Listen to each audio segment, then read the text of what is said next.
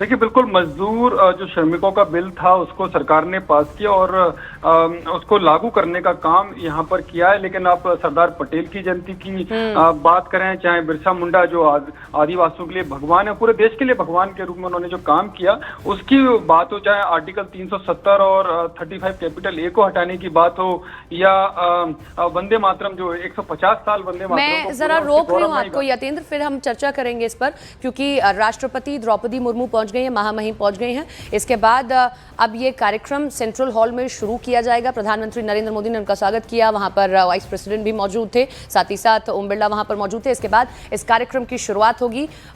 संविधान दिवस 2015 के बाद से इस दिन को चुना गया कि आज के दिन हम उन लोगों को याद करेंगे जिन्होंने संविधान को बनाने में मदद की, जिन्होंने उस वक्त में ये काम किया जब देश का बंटवारा हो रहा था, जब सब कई रिसोर्सेज नहीं थे, लेकिन बावजूद इसके ये राष्ट्रगान होते हुए होगा थोड़ी देर में। उसके बाद ही ये कार्यक्रम शुरू किया जाएगा। हमारा संविधान हमारा स्वाभिमान है। Doctor B R. अंबेडकर कहते हैं कि भारत की आत्मा है संविधान। जरूरी इसलिए क्योंकि अगर कोई ऐसा जिसको उसके हक नहीं मिल रहे तो उसके हक दिए जाएं। जब बात आरक्षण की आई कि जो नीच जाति के लोग हैं कैसे उनके साथ दुर्व्यवहार किया गया, तो आरक्षण की बात रखी गई। माइनॉरिटी की बात आई तो उनके लिए भी आरक्षण तय किया गया और उनको भी उनके हक दिए जाए। महिलाओं को कैसे उनके हक दिए जाए, ऐसी बहुत सारी चीजें हैं जो संविधान से जुड़ी। जब आप डॉक्यूमेंट्रीज देखेंगे या चीजें पढ़ेंगे तब आपको समझ आएगा कि ये इतना आसान नहीं था। जब देश इतनी सारी समस्याओं से गुजर रहा था तब कुछ लोग थे जो करोड़ों करोड़ लोगों के बारे में सोच रहे थे, और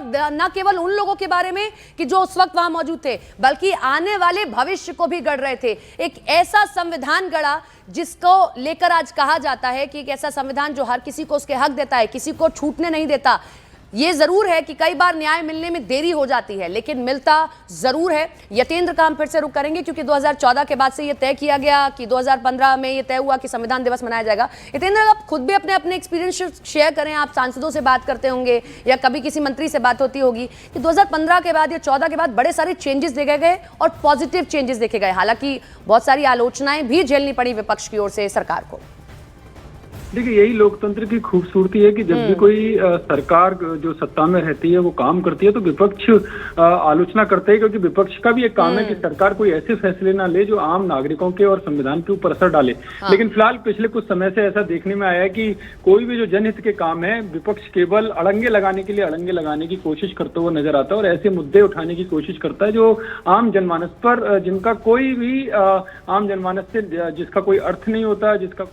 ये सेंट्रल हॉल में राष्ट्रपति द्रौपदी मुर्मू पहुंची।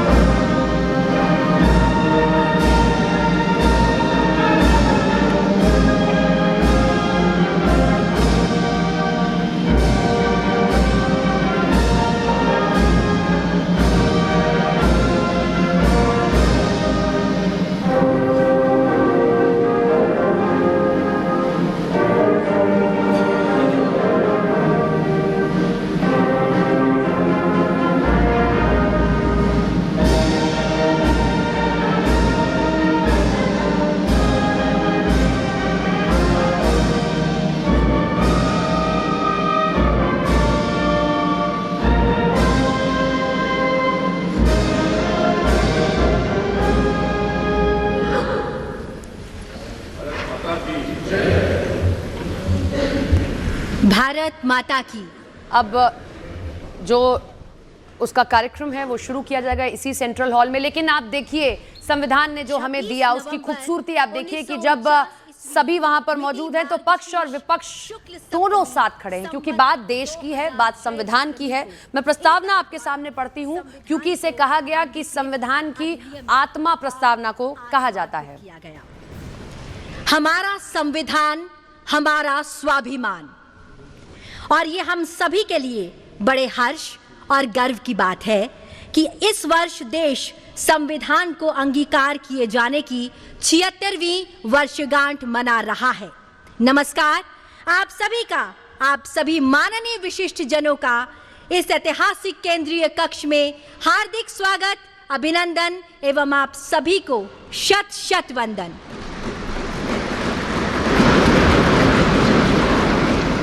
इस कार्यक्रम का शुभारंभ करने हेतु मेरा सादर अनुरोध माननीय लोकसभा अध्यक्ष श्री ओम बिरला जी से कि आप मान्यवर कृपया स्वागत संबोधन प्रस्तुत करने की कृपा करें। संविधान दिवस के पावन अवसर पर सभी देशवासियों को हार्दिक बधाई, शुभकामनाएं। इस पावन अवसर पर आज हम भारत की संविधान सभा के अध्यक्ष डॉक्टर राजेंद्र प्रसाद जी, हमारे संविधान के शिल्पकार बाबा साहब डॉक्टर भीमराव अंबेडकर जी एवं संविधान सभा के सभी मान्य सदस्यों का आदरपूर्वक नमन करते हैं। उनके अद्भुत ज्ञान, विवेक, दूरदृष्टि और अथक परिश्रम से ही ऐसा महान संविधान मिला जो हमें न्याय, समानता, बंधुत्व और हर नागरिक के सम्मान और गरिमा की गारंटी देता है। इस अवसर पर पधारे हमारे माननीय राष्ट्रपति महोदय जी, माननीय उपराष्ट्रपति जी, माननीय प्रधानमंत्री जी, राज्यसभा में सदन के नेता, माननीय संसदीय कार्य मंत्री, राज्यसभा में सदन के प्रतिपक्ष नेता, लोकसभा में नेता प्रतिपक्ष, राज्यसभा के उपसभापति, माननीय मंत्रीगण, सभी दल के नेतागण, माननीय सदस्यगण, अतिथियों, आप सभी का इस ऐतिहासिक संविधान सदन में हार्दिक स्वागत, अभिनंदन। संविधान सभा का ये केंद्रीय कक्ष वो पवित्र स्थान है जहां गहन चर्चा, संवाद एवं विचार मंथन के बाद हमारे संविधान को आकार दिया गया। जनता की आकांक्षाओं को संवैधानिक प्रावधानों में लिपिबद्ध किया गया।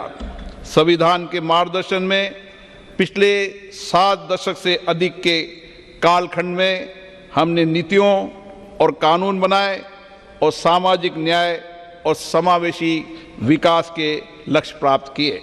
हमने अपने संविधान के मार्गदर्शन में हमने सुशासन और सामाजिक आर्थिक विकास की एक परिवर्तनकारी यात्रा तय की है। भारत विश्व का सबसे जीवंत और सफल लोकतंत्र माना जाता है। हमारा संविधान का गौरव है और हमारे संविधान की प्रस्तावना में लिखित शब्द हम भारत के लोग, हमारी सामूहिक शक्ति, राष्ट्रीय एकता और जन कल्याण के लक्ष्य की सशक्त अभिव्यक्ति है। आज हम सभी का सामूहिक लक्ष्य है वर्ष 2047 तक भारत को विकसित राष्ट्र बनाने का, और ये लक्ष्य तभी पूर्ण होगा जब हम अपने जीवन में संविधान के मूल्यों और आदर्शों को अपनाएंगे। आइए आज इस पावन दिवस पर हम अपने इस संकल्प को दृढ़ करें कि संविधान के मूल्यों एवं आदर्शों को आत्मसात करेंगे और हमारा निर्णय राष्ट्र हित को सर्वोपरि होगा। अपने कर्तव्यों और दायित्वों को निभाते हुए आने वाली पीढ़ियों के लिए हम एक ऐसे भारत का निर्माण करेंगे जो विकास, न्याय, एकता, बंधुता और मानवीय गरिमा की मिसाल हो। और इसी भावना के साथ मैं सभी उपस्थित अतिथियों का धन्यवाद व्यक्त करता हूं। जय हिंद। बहुत बहुत धन्यवाद मान्यवर। And now I request honourable vice president of India and chairman Rajya Sabha Shri CP Radhakrishnan ji to kindly address the distinguished gathering.